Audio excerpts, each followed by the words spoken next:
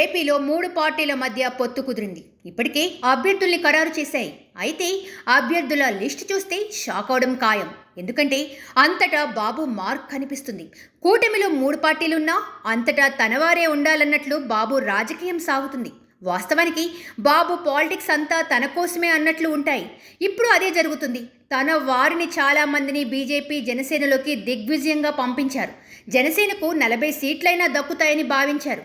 అయితే చివరకు 21 సీట్లు దక్కాయి. పాలకొండ మినహా అన్ని స్థానాలకు అభ్యర్థులను ప్రకటించారు. ఇందులో 5 సీట్లను తెలుగుదేశం నేతలే దక్కించుకున్నారు. భీమవరం నుంచి పులపర్తి వీరాంజనేయులు, ఉంగుటూరు నుంచి ధర్మరాజు, రైల్వే కోడూరు నుంచి ఆరవ శ్రీధవ్, అవనిగడ్డ నుంచి మండలి బుద్ధ ప్రసాదులకు జనసేన టికెట్లు దక్కాయి.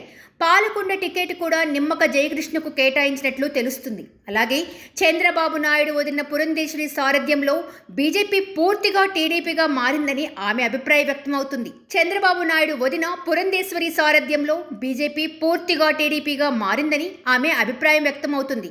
అరకు సీటు పొందిన కొత్తపల్లి గీత 2014లో వైసీపీ నుంచి తెలుగుదేశానికి మద్దతుదారుగా వ్యవహరించారు.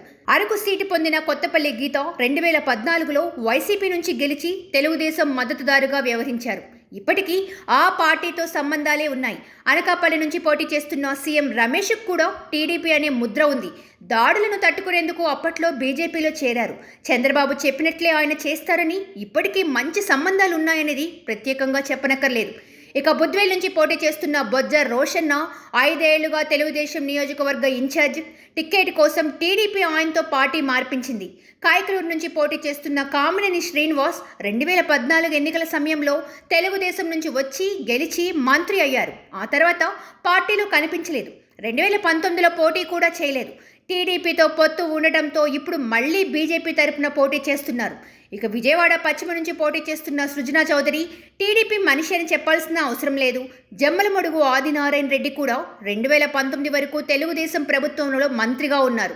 జమ్మలమడుగు ఆదినారాయణ రెడ్డి కూడా 2019 వరకు తెలుగుదేశం ప్రభుత్వంలో మంత్రిగా ఉన్నారు.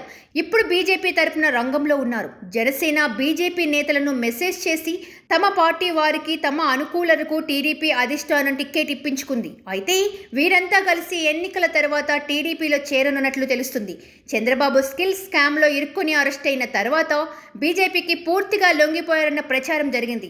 బాబు అరెస్ట్ అయిన తర్వాత ఢిల్లీ వెళ్లిన నారా లోకేష్ బీజేపీ పెద్దలను కలిసేందుకు ఎక్కని గడప లేదు.